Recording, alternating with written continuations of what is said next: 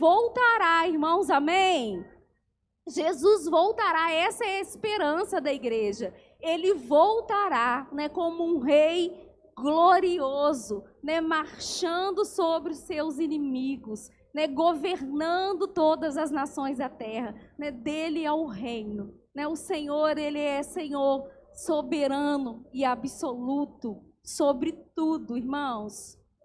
Daniel, né, no livro de Daniel, o profeta vai dizer que muda o tempo, ele muda as estações, ele levanta reis, ele abate reis, tantos impérios poderosos que se levantaram na história, mas o nosso Deus, ele é superior a todos os outros reis. Ele é glorioso, porque ele é rei para todo sempre, sobre toda a terra, sobre todo o céu, né? Ele é Senhor. A Lívia, né, ministrou domingo passado sobre a igreja de Éfeso. Foi uma bênção, amém, irmãos? Alguém saiu tonto daqui com a palavra, amém? Eu saí, né, saí meio atordoada com aquela palavra, né? Coitada da Lívia, ela sofreu bullying depois, irmãos. Ficamos implicando com ela, né, porque ela fala de forma assim tão doce, mas foi assim, né, uma cajadada, né? E eu sei que foi poderoso, né? Foi uma bênção para mim. Eu creio que para a vida da igreja também. E a Lívia ministrou, né, sobre a carta de Jesus para a igreja de Éfeso e o chamado de Jesus para que a igreja retorne ao primeiro amor, retorne ao início de tudo, né? Para que a gente se arrependa, para que venhamos, né, nos lembrarmos o lugar que nós caímos, o lugar que nós abandonamos, o primeiro amor, as primeiras obras. E hoje nós vamos falar sobre uma igreja também muito preciosa, que é a igreja de Esmirna. E eu quero ler com os irmãos Apocalipse, capítulo 2, a partir do versículo 8.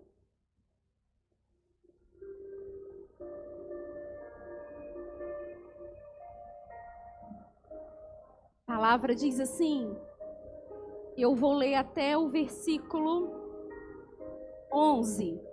Escreva essa carta ao anjo da igreja em Esmirna. Essa é a mensagem daquele que é o primeiro e o último. Esteve morto, mas agora vive. Conheço suas aflições e sua pobreza, mas você é rico. Sei da blasfêmia dos que se opõem a você. Eles se dizem judeus, mas não são, pois a sinagoga deles pertence a Satanás. Não tenha medo do que está prestes a sofrer. O diabo lançará alguns de vocês na prisão, a fim de prová-los, e terão aflições por 10 dias. Mas se você permanecer fiel mesmo diante da morte, eu lhe darei a coroa da vida. Quem tem ouvidos para ouvir, ouça o que o Espírito diz às igrejas. Quem for vitorioso não sofrerá o dano da segunda morte. Nós temos falado aqui, né, que o próprio Jesus se apresenta ali para o seu discípulo amado João, e ele vai então enviar, né, uma carta para 7 igrejas que elas estavam, né, situadas na Ásia Menor, que hoje, irmãos, é a região da Turquia. E o apóstolo João, por conta do testemunho de Jesus e da sua palavra, ele foi aprisionado numa ilha chamada Pátimos, e João ali naquele lugar como prisioneiro por conta da palavra e do testemunho de Jesus, ele então escreve aquilo que Jesus está falando a respeito daquelas igrejas. Imagina, né, irmãos, hoje, né, nós recebermos então uma carta enviada, carimbada, selada, né, do próprio Jesus. E essa é uma realidade que, de fato, irmão, nós estamos vivendo. Essa é uma palavra que foi para aquelas igrejas naquele contexto, mas também é uma palavra para a igreja dos dias de hoje. aquilo que Jesus exorta, aquilo que Jesus aconselha, né, que Jesus direciona, elogia nas 7 igrejas, também é aquilo que Jesus quer trabalhar no meio da igreja hoje. As 7 igrejas do livro do Apocalipse, né, é um protótipo para a igreja de hoje, para a igreja dos últimos dias. E essa carta é uma carta muito especial, né, porque Jesus ele vai relatar nessa carta, né, a sua absoluta dignidade. É uma carta, irmãos, também que nós vamos ver, que vai relatar, né, o sofrimento, o martírio e a perseguição. E a igreja em Esmirna estava, né, prestes a sofrer. E o interessante, irmãos, que nós vamos ver, né, nós vamos observar, né, até o final aqui, né, do estudo dessa carta, que o martírio, né, que a perseguição, que o sofrimento, né, é um palco, né, para a encenação do drama que exalta a preeminência, a dignidade e também a vitória de Jesus sobre a morte. E nós vamos ver também, né, algumas características da igreja dos últimos dias. Por isso, irmãos, que o livro de Apocalipse ele é muito atual para a igreja dos dias de hoje. Nós vamos olhar também para a realidade da igreja dos últimos dias, a igreja gloriosa, vitoriosa. E a igreja de Esmirna é uma igreja, né, profética para a igreja dos últimos dias. Para que a gente possa, né, entender um pouquinho do que Jesus está falando e o porquê que ele está falando essas coisas, né, eu quero entrar um pouquinho no contexto dessa igreja, no contexto dessa cidade, onde essa igreja, né, estava situada. Esmirna, irmãos, ela ficava a 60 quilômetros da igreja de Éfeso, né, que a Lívia ministrou aqui domingo passado. A igreja de Éfeso foi endereçada a primeira carta e logo após a igreja de Éfeso, Jesus pede João para escrever a segunda carta, endereçada então para a igreja de Esmirna, que ficava ali a 60 quilômetros de distância ali da igreja de Éfeso. Era uma cidade também portuária, próxima ali do Mar Egeu, na costa oeste da antiga Ásia Menor.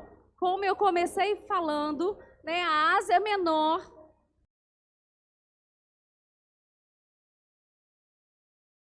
que tem ali uma localização privilegiada, né? Parte fica na Ásia, no continente asiático, e uma pequena parte ali no continente europeu. E o interessante, irmãos, que essa cidade, onde essa igreja estava situada, ela era conhecida no mundo antigo como a primeira da Ásia Menor, ou como, né, a glória da Ásia Menor. Era uma cidade que era conhecida por essa característica. A primeira, a gloriosa. A cidade de Esmirna, ela competia diretamente com a cidade de Éfeso pelo título, né, de mais importante, de mais gloriosa ali da Ásia. Interessante também que essa cidade, ela foi fundada há 5.000 anos atrás. E ela foi destruída e reconstruída, irmãos, diversas vezes. A última vez que a cidade de Esmirna foi reconstruída foi através, né, do Império Grego por Alexandre o Grande. Né? Quem gosta um pouquinho de história aí, consegue me acompanhar. Né? Alexandre o grande imperador do Império Grego, ele então reconstrói a cidade de Esmirna pela última vez na história, no ano 600 antes de Cristo. Então, irmãos, essa cidade, ela gostava do título como a primeira da Ásia ou como a mais gloriosa da Ásia. E como ela também foi destruída e reconstruída diversas vezes, ela também era conhecida culturalmente como a cidade que esteve morta e que tornou a viver. Era, irmãos, uma cidade rica, uma cidade que tinha, né, um estádio muito conhecido com Jogos Olímpicos. Era uma cidade também que tinha uma biblioteca também muito importante, né, muito influente. E como eu disse, né, Esmirna e Éfeso, elas ficavam ali disputando o título da cidade mais importante, mais gloriosa da Ásia. Nós precisamos entender também que o comércio dessa cidade era um comércio também vinculado à idolatria hedonista. Quando o Império Grego ele vai conquistando, né, a Ásia, eles vão inserindo então uma cultura grega, valorizando, né, o homem, valorizando, né, o lado humano. Então é uma cultura totalmente hedonista, né, voltado para o culto, né, ao homem, à sabedoria, à inteligência. Era um comércio também, irmãos, marcado pela embriaguez e também por orgias. Essa cidade, existiam vários templos. Como nós estamos falando de um tempo onde a cultura era uma cultura politeísta, onde eles adoravam vários deuses. Então, nós estamos falando de uma cidade que enfrentava ali a idolatria. E uma das questões da idolatria que mais marcava a cidade ali de Esmirna foi a primeira cidade que instituiu, uma das primeiras cidades que instituiu, irmãos, o culto ao imperador. O imperador, ele era visto como uma divindade. Ele era visto ali como um deus. E a cidade de Esmirna, então, constrói um templo dedicado ao imperador e declaram, então, o imperador como uma figura divina, como se fosse um deus. Essa história, né, nós já vimos na Bíblia, né, anos atrás, quando Daniel está ali na Babilônia, né, e o rei, então, Nabucodonosor, ele constrói ali uma estátua e ele exige, então, que as pessoas prestem culto a ele. E é exatamente isso que está acontecendo aqui novamente na cidade de Esmirna. Uma das primeiras cidades da Ásia, que institui, então, né, o culto ao imperador e que começa, então, a considerá-lo como uma figura divina. E o interessante, irmãos, que aqueles irmãos, né, judeus que se convertiam ao cristianismo e que não concordavam, então, prestar culto ao imperador, eles eram denunciados e eles eram condenados, então, à morte. Hoje, né, das sete cidades que aparecem no livro de Apocalipse, dessas 7 igrejas, as 7 cidades, a cidade de Esmirna é a única que existe até hoje. Hoje ela é conhecida como a cidade de Izmir, e é a antiga cidade de Esmirna, na Turquia. Mas ela é a única cidade que existe até nos dias de hoje. E ela é considerada a 3ª maior cidade da Turquia. Se eu não me engano, se não me falha a memória, tem mais de 3 milhões de habitantes. É uma cidade mesmo gigantesca, tá? E é uma cidade também, né, esse é um dado muito importante, é uma cidade que tem um percentual de cristãos bem pequenos. Tem um número ali de cristãos, né, de irmãos que permaneceram fiéis. Um número bem pequeno, né? Nós estamos falando da Ásia, que é um continente, e ali na Turquia, né, um país que é 99% muçulmano e tem um pequeno número ali, né, de cristãos que mesmo diante da perseguição, com um país, né, 99,9% muçulmano, e eles permanecem fiéis ao Senhor, né, até hoje. E eu quis trazer um pouquinho, né, do contexto dessa cidade, para que a gente entenda, né, o local que essa igreja estava situada. O que esses irmãos estavam enfrentando. E nós vamos ver como Jesus se apresenta então para essa igreja.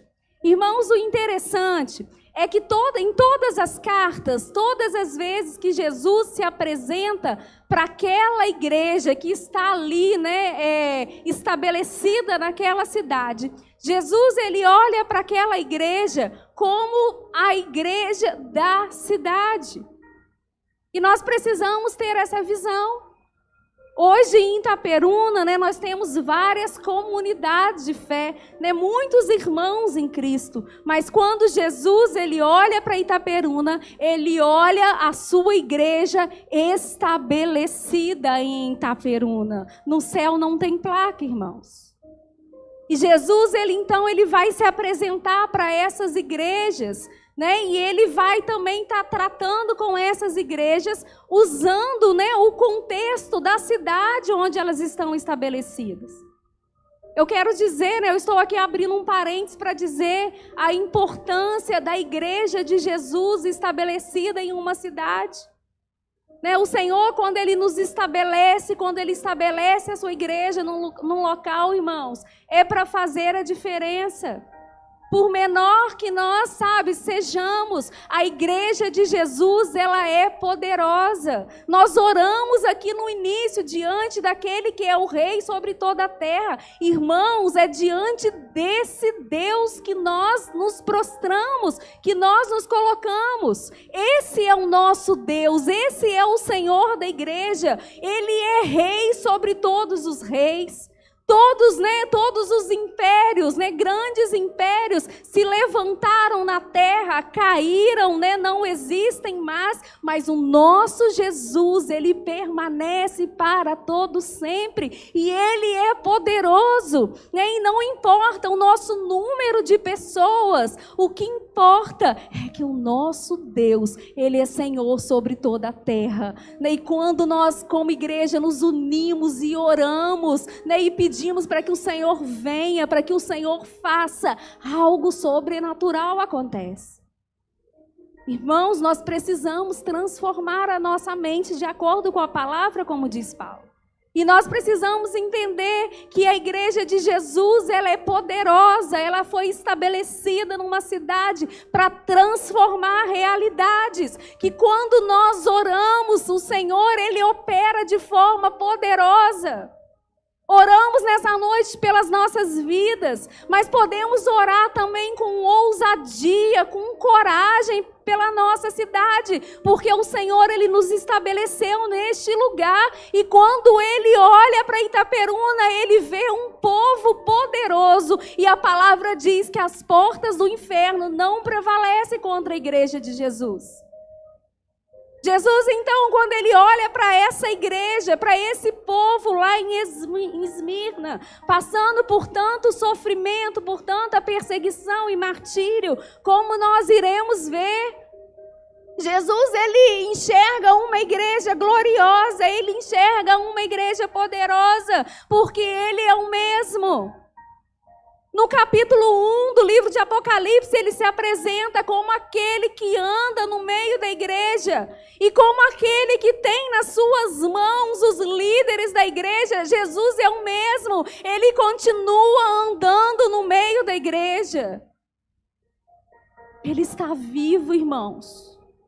É o mesmo que anda no nosso meio. É o mesmo que tem, as nossas vidas na palma das tuas mãos. Ele é o mesmo. Às vezes por costume, né? Nós temos um costume de falar, Senhor, venha nesse lugar, né? Um costume, né, nosso. Não, mas o Senhor, ele está nesse lugar. O Senhor, ele está em nós. Jesus, ele é o mesmo, aquele que prometeu que estaria conosco até o fim desse século. É o que fortalece a igreja. É o que fortalece as nossas vidas. É aquele que nos guarda na palma das suas mãos. Cantamos aqui, né? Sobre muralhas, sobre lutas. E o Senhor é aquele que nos dá a vitória. É aquele que passa conosco no meio da dificuldade. No vale da sombra da morte, o Senhor está. Esse é o Senhor. E Ele vai se apresentar. Jesus, Ele vai se apresentar agora para essa igreja. E é interessante demais, irmãos, porque para cada igreja, conforme a característica daquela igreja, conforme a necessidade daquela igreja, Jesus, Ele se apresenta de uma forma diferente, porque Ele é suficiente, irmãos. Ele é tudo aquilo que nós precisamos. E Ele se apresenta para cada igreja de uma forma específica, como se Ele estivesse dizendo: olha, eu sou aquilo que vocês precisam.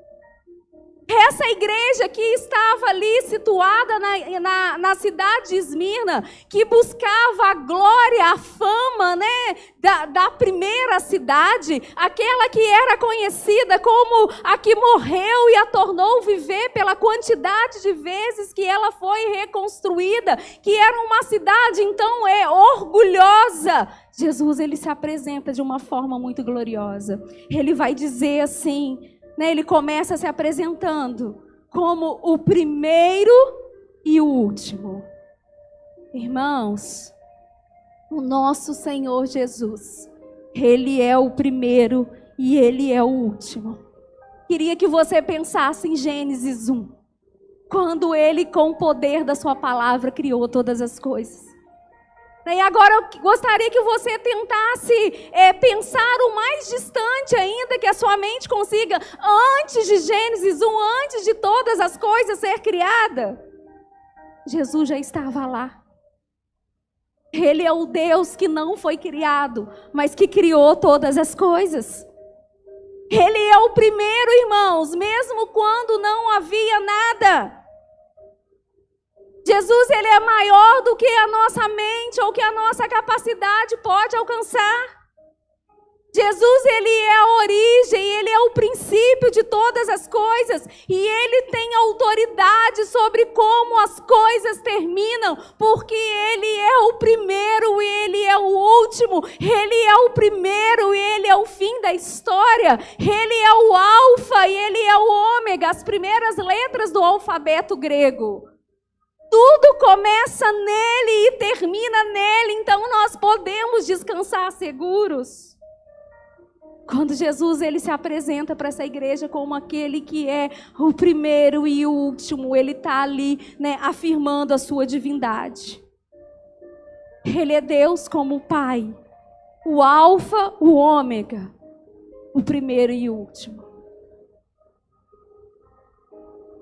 Talvez nós temos a sensação, que a nossa história se perdeu, ou nós não sabemos, para que lado nós estamos indo. Mas nós podemos confiar naquele que é o primeiro e o último. Jesus, Ele tem o controle sobre como as coisas começam e terminam. É maravilhoso. Ele se apresenta também como aquele que foi morto e reviveu. Jesus, Ele está afirmando: eu estive morto e eu tornei a viver. Isso é uma afronta, irmãos, para a nossa mente. Jesus, Ele é o primogênito dos mortos. O Deus encarnado, que assume a forma de servo e dá a sua vida, porque o próprio Jesus, Ele falou sobre isso. Ninguém pode tomar a minha vida, eu mesmo a dou. Ele deu a sua vida. O Deus que é o início de tudo, que estava lá quando nada existia, Ele se entregou por mim, por você. Ele morreu, mas Ele ressuscitou ao terceiro dia.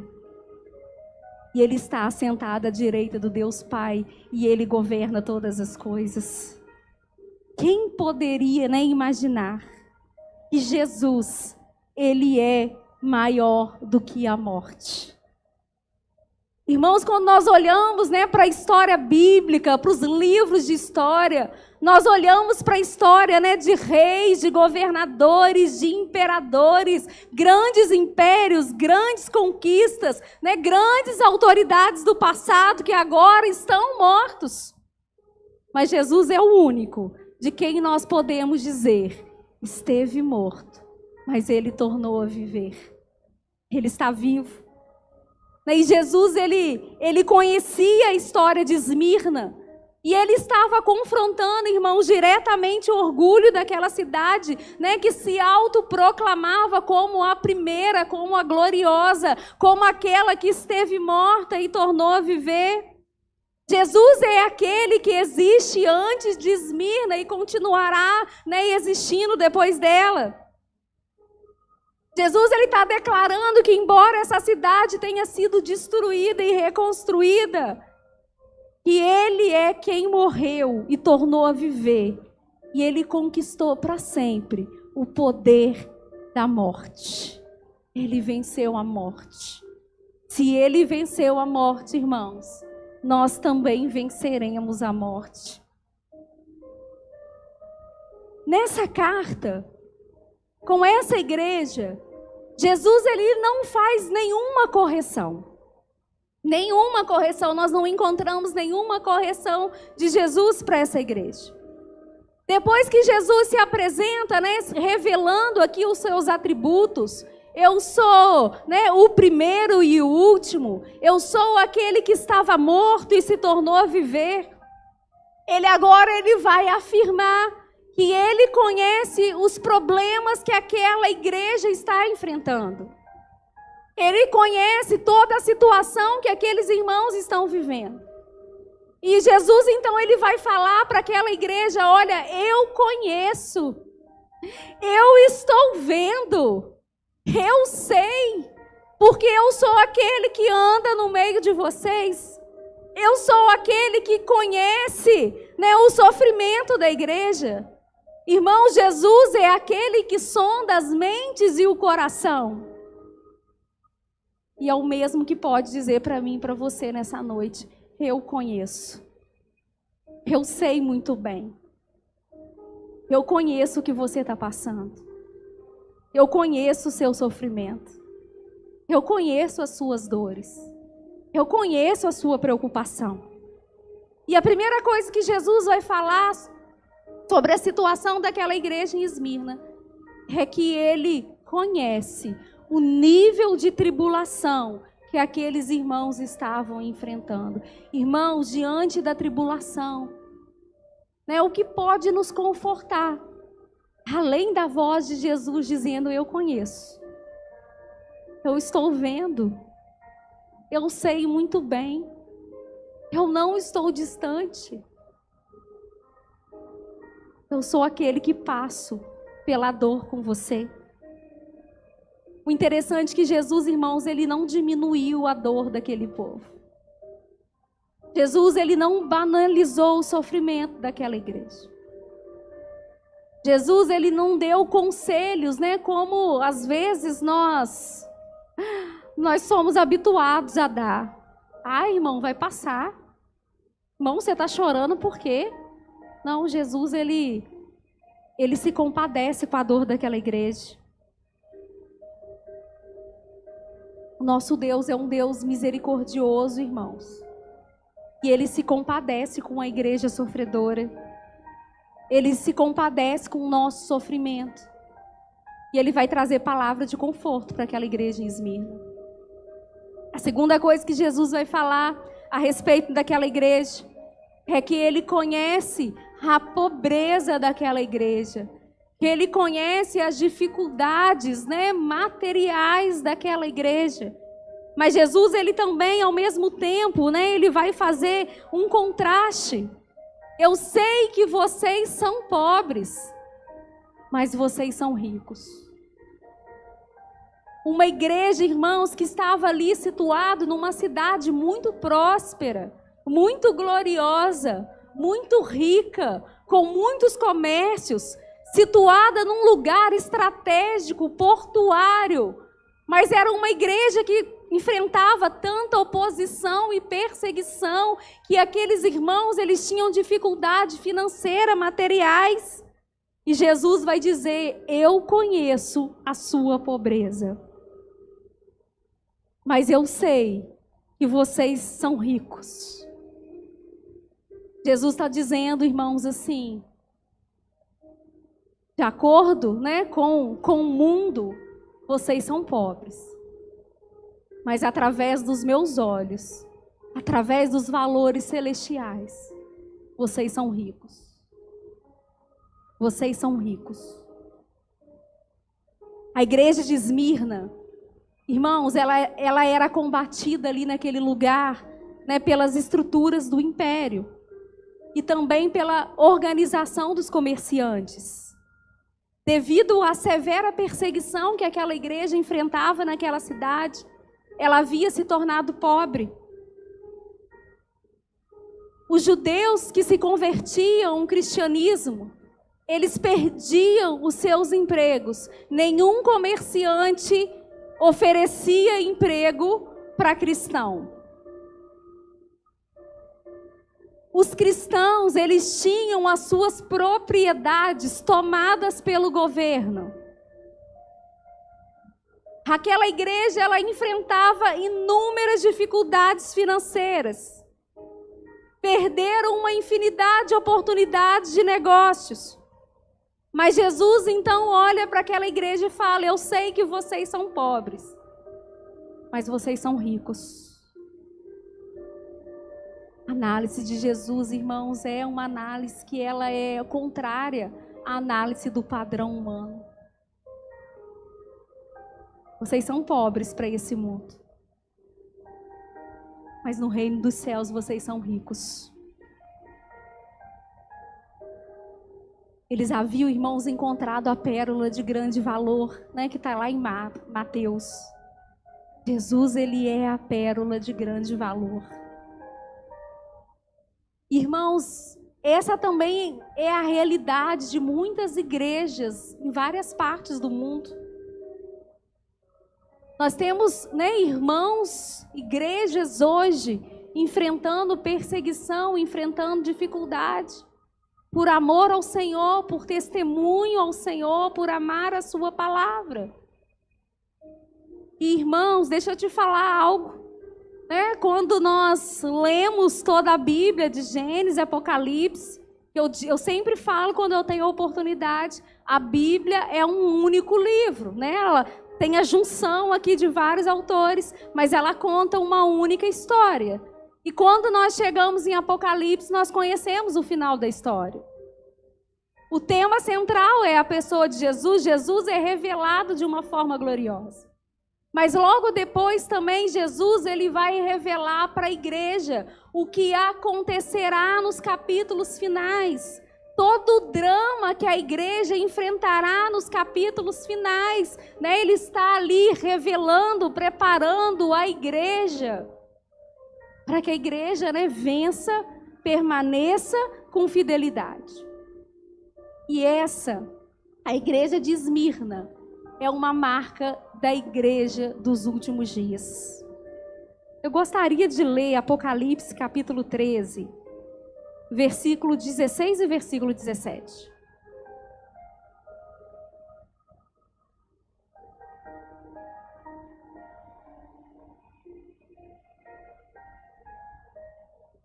O apóstolo João, ele deixa registrado dessa forma: exigiu que grandes e pequenos, ricos e pobres, escravos e livres, todos recebessem uma marca na mão direita ou na testa. E ninguém podia comprar nem vender coisa alguma sem essa marca.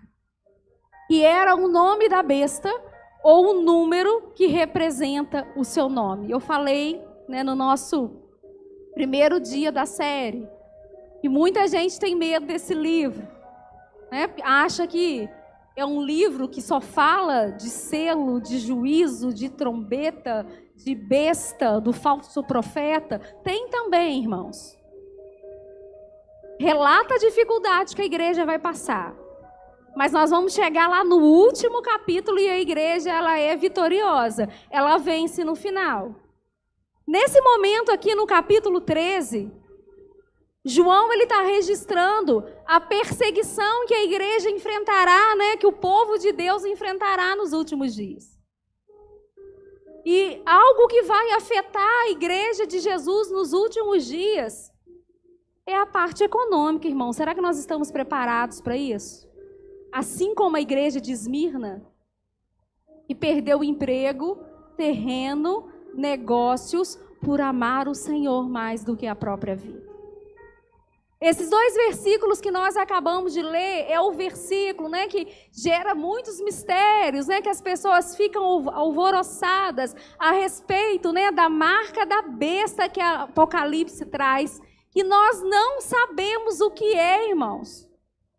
Tá? Nós não sabemos, a Bíblia não deixa claro o que é, então qualquer coisa, né, que as pessoas venham falar é pura especulação. O que a Bíblia fala é que haverá um momento de perseguição e que as pessoas receberão uma marca.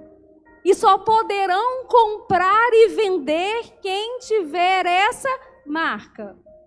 Mas nós sabemos que essa é uma marca, serão marcados aqueles que negaram Jesus. E como nós somos uma igreja gloriosa, vitoriosa, nós não faremos parte. Mas o texto vai dizer que nesse momento só poderá comprar ou vender quem tiver essa marca. Ou seja, alguma grande dificuldade econômica. A igreja de Esmirna, ela é um protótipo para a igreja dos últimos dias. Jesus ele vai falar também que conhecia a blasfêmia, né, ou as calúnias que aquela igreja enfrentava. Como eu falei no início, aquela cidade foi uma das primeiras cidades, né, a instituir ali um templo e um culto ao imperador, colocando a pessoa do imperador como uma divindade. E os judeus, eles receberam do império, né, uma carta que os isentava de adorar o imperador. Só que naquela época, irmãos, os cristãos, eles eram considerados uma seita ali no meio dos judeus. E os próprios judeus estavam, então, entregando os cristãos, denunciando os cristãos para o império. E aqueles irmãos, então, eram presos e condenados à morte. É por isso que Jesus está falando, eu conheço bem a blasfêmia que vocês têm enfrentado, eu conheço bem a calúnia que vocês têm enfrentado, daqueles que se dizem judeus, mas são sinagogas de Satanás. Irmãos, que fique bem claro, Jesus aqui ele não está falando de todos os judeus, ele não está amaldiçoando os judeus, né? Paulo vai dizer que nós não podemos ser ignorantes a respeito desse mistério, né? No final da era, os judeus eles serão de volta enxertados na videira, né? Povo de Deus. Mas Jesus está falando para um povo específico ali naquele momento que se dizia judeu, mas que na verdade era a sinagoga de Satanás. E Jesus diz, então, ele está ali, né, consolando aquela igreja, dizendo, eu conheço a calúnia que vocês estão passando. Irmão, Jesus, como eu falei, Jesus é aquele que sabe o que nós estamos passando. Jesus é aquele que ouve as conversas a nosso respeito. Jesus é aquele que nos defende, irmãos. Ele é defensor dos nossos direitos, é defensor do nosso coração. E Jesus agora, então, ele vai exortar aquela igreja a uma posição. Ele vai dizer para aquela igreja, olha, mesmo diante de tudo que vocês estão passando e enfrentando, permaneçam fiéis até a morte. Irmãos, eu entendo que no final de tudo, o que vai contar é a nossa fidelidade. Eu tenho falado sobre isso. No final de tudo, não foi sobre o quanto nós realizamos, o quão bom nós fomos, quão talentosos nós fomos.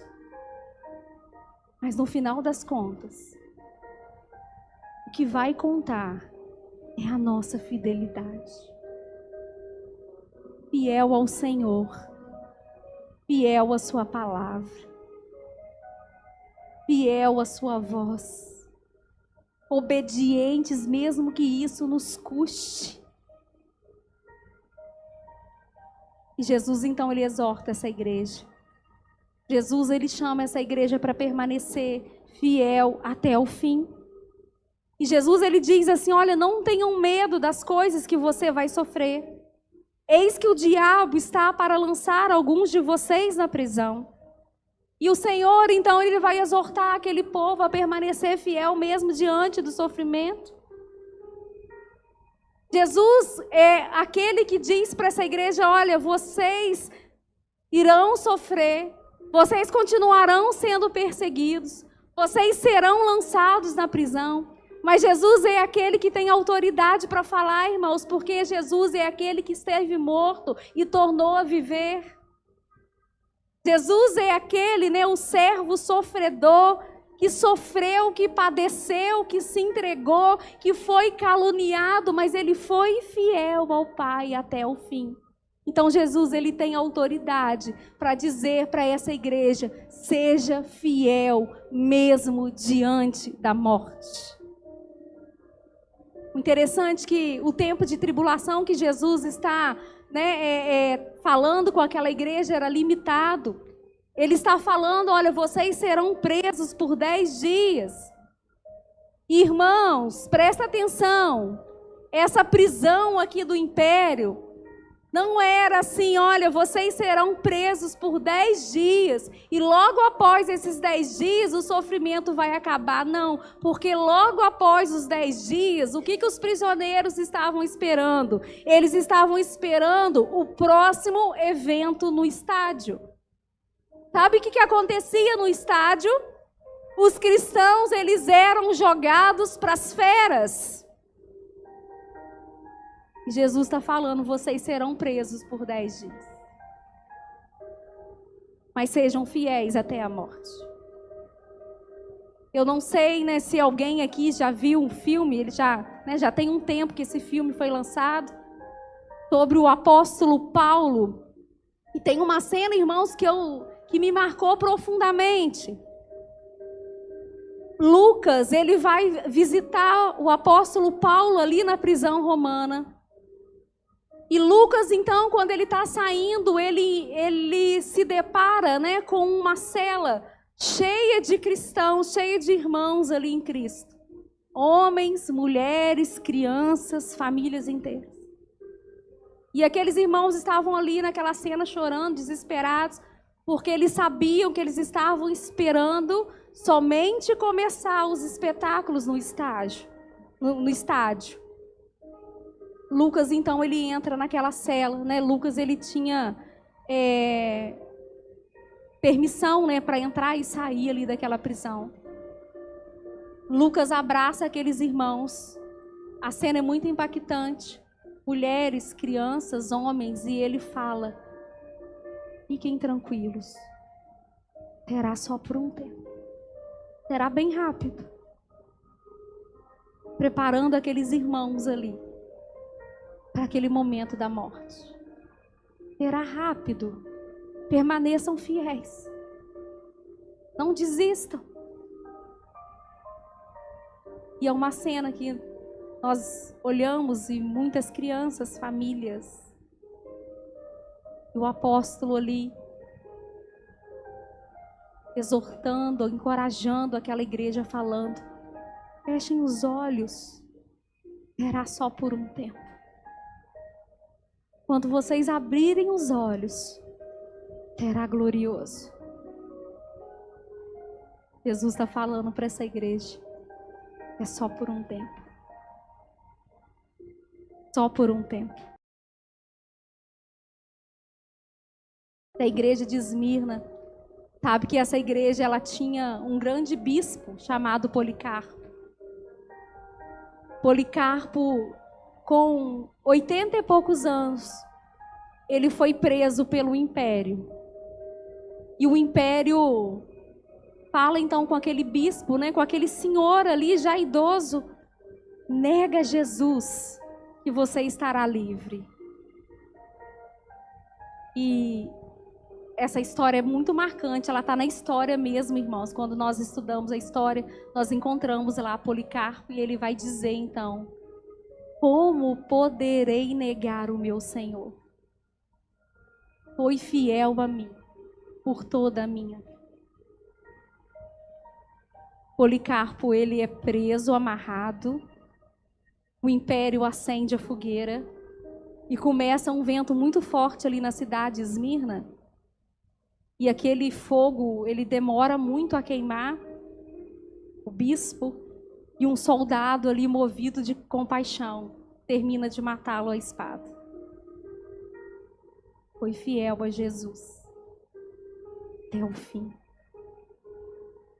Como eu poderei negar o meu Senhor, que foi fiel a mim por toda a vida?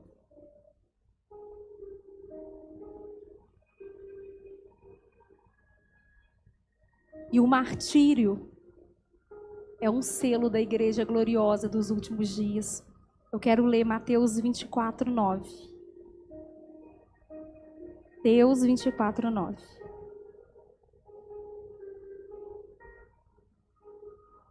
Capítulo 24 de Mateus é conhecido como o sermão escatológico de Jesus. Quando você começa a ler Mateus ali, 23, 24, os discípulos se aproximam de Jesus e perguntam para Jesus assim: conta para a gente, como acontecerá a sua segunda vinda? Em que contexto que o Senhor vai voltar? O que estará acontecendo? E Jesus, então, ele vai falar a respeito dos sinais antes da sua segunda vinda. E no versículo 9, ele vai falar assim: olha, então vocês serão presos, perseguidos e mortos. Por minha causa serão odiados em todo o mundo. Esse é o cenário, irmãos, da igreja gloriosa dos últimos dias. Às vezes nós ficamos esperando, os aplausos. Quando que nós seremos aplaudidos? Quando que nós seremos reconhecidos? Vocês serão presos. Vocês serão odiados por todo o mundo, por minha causa. É a marca de um discípulo de Jesus. É a marca da igreja dos últimos dias. Apocalipse, capítulo 6, versículo 9. Apocalipse, capítulo 6, versículo 9. Diz assim: quando o Cordeiro abriu o quinto selo, vi sobre o altar as almas de todos que haviam sido mortos, por causa da palavra de Deus e por seu testemunho fiel. O quinto selo, Jesus é o único achado digno de abrir o livro. Ele rompe o selo e abre o livro. Começa então uma série de juízos, que será o cenário, para a volta de Jesus.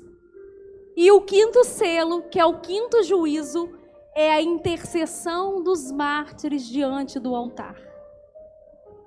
Aqueles irmãos que foram perseguidos, que foram martirizados, que foram mortos no decorrer de toda a história, por amor ao Senhor, estarão diante do altar em intercessão, pedindo ao Senhor: Senhor, julga o nosso sangue. Nós vemos então uma multidão de mártires. Irmãos no início da história, irmãos no tempo de hoje, porque nós temos, irmãos, muitas igrejas perseguidas. E a igreja gloriosa que estará enfrentando esse momento no tempo do fim. Eles que perseveraram por conta do testemunho da palavra e por amor ao Senhor. Assim como a igreja em Esmirna foi chamada para ser fiel até a morte, a igreja gloriosa dos últimos dias será uma noiva vestida de linho puro, resplandecente, sem mancha ou ruga, santa e irrepreensível, banhada no próprio sangue, como um testemunho para as nações. Irmãos, para ser fiel até a morte, o conhecimento da pessoa de Jesus deve ser para nós maior do que a realidade da morte. Por isso que o nosso objetivo de vida precisa ser conhecê-lo cada dia mais. Ver esse Jesus glorioso, majestoso que João viu. Somente Jesus, irmãos, é plenamente capaz de pastorear nossos corações fracos e temerosos pelo vale da sombra da morte. Só que a carta não termina aqui. Jesus agora ele vai terminar com duas promessas para aqueles, que foram fiéis até o fim. Duas promessas para os vencedores. E lembre, irmãos, Apocalipse capítulo 1, a testemunha fiel. Tudo o que Jesus fala é verdadeiro. E ele deixa duas promessas para essa igreja perseguida, porém fiel até o fim. E ele vai dizer então que ao vencedor ele dará a coroa da vida. E quando ele fala sobre a coroa da vida aqui, irmãos, Jesus ele não está falando da salvação da nossa alma, porque a salvação da nossa alma é pela fé, ela não é mérito nosso. Não é por atitude, por prática, por nada que nós venhamos fazer ou deixar de fazer. Mas Jesus aqui ele está usando uma palavra que no original significa uma coroa que era dada aos vencedores dos jogos. Na cidade de Esmirna, como tinha um estádio e tinha Jogos Olímpicos, o vencedor no final ele era coroado. E Jesus ele está dizendo, olha, aquele que for fiel até o fim, aquele que permanecer fiel mesmo diante da morte, aquele que permanecer fiel por amor à minha palavra, eu darei a coroa da vida. Aqueles que suportaram perseguição, aqueles que suportaram pressão, irmãos, essa coroa ela tem a ver com um lugar de honra no reino milenar de Jesus. Jesus, irmãos, ele olha com muita misericórdia, com muito zelo para a igreja perseguida. E ele está dizendo, a testemunha fiel, ele está dizendo, olha, se vocês permanecerem fiéis até o fim, eu darei algo a vocês que será maior do que a própria vida. Jesus, ele vai dizer também, que aos vencedores, de forma alguma, enfrentará a segunda morte. A primeira morte, irmãos, é a morte do corpo físico. A segunda morte, é a morte que nós sabemos que ela é intensa, a morte da alma. E Jesus, ele está dizendo, olha, aos santos, na igreja de Esmirna, aos santos, aos perseguidos, aos martirizados, aqueles que sofreram nessa era, de forma alguma, vocês enfrentarão a segunda morte. Nós ressuscitaremos com Ele. Ele é o primeiro que morreu e tornou a viver, irmãos. E Ele recebeu um corpo glorificado. E esse Jesus, homem com um corpo glorificado, assentado à direita do Deus Pai, é o Jesus que nos ressuscitará com Ele e nos dará também um corpo semelhante ao dele. É glorioso. As recompensas que Jesus tem para nós, irmãos, não se comparam com o sofrimento do tempo presente. Nós viveremos para todo sempre com Ele. Receberemos uma coroa, um lugar de honra. E reinaremos com Ele para todo sempre. Apocalipse vai dizer que quando Jesus voltar para governar sobre as nações da terra, Ele constitui a igreja, então, vitoriosa, perseverante, fiel, como um reino de reis e sacerdotes. E nós reinaremos com Ele para todo sempre. Irmãos, o nosso objetivo precisa ser como o do apóstolo Paulo. Nós precisamos, sabe, chegar ao ponto, conhecer Jesus tão de perto, a ponto de afirmar que morrer com Ele é lucro. A ponto de dizer, olha, eu não tenho mais a minha vida como preciosa. É nesse nível que Jesus quer nos levar, irmãos.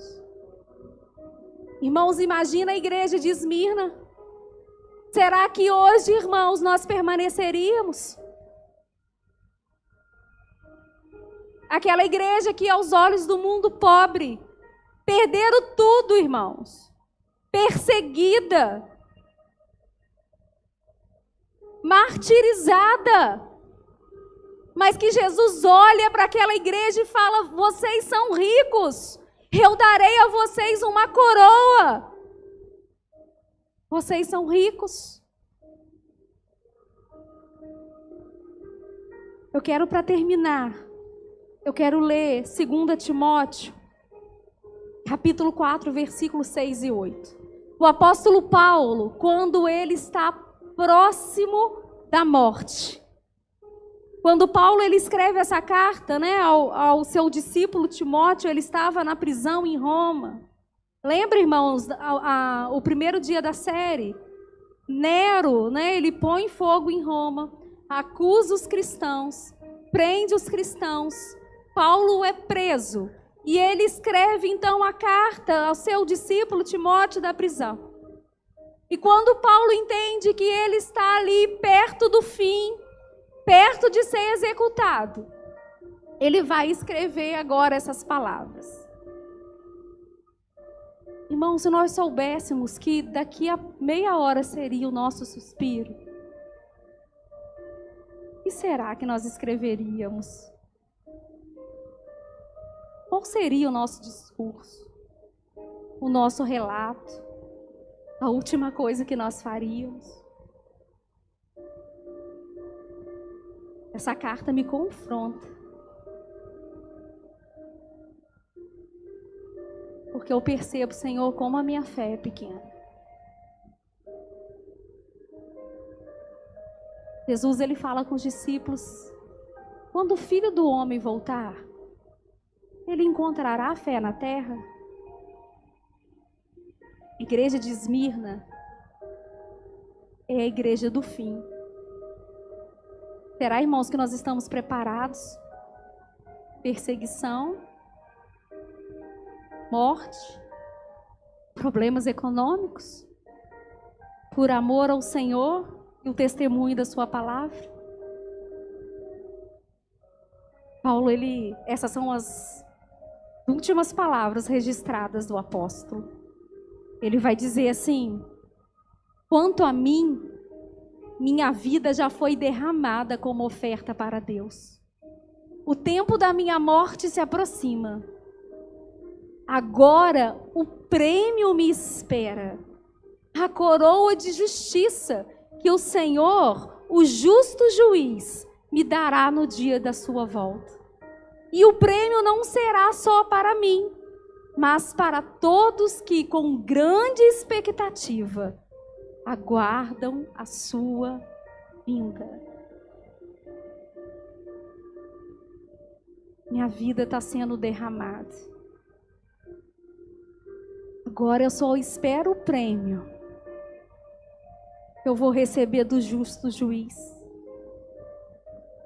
E esse prêmio não é só para mim,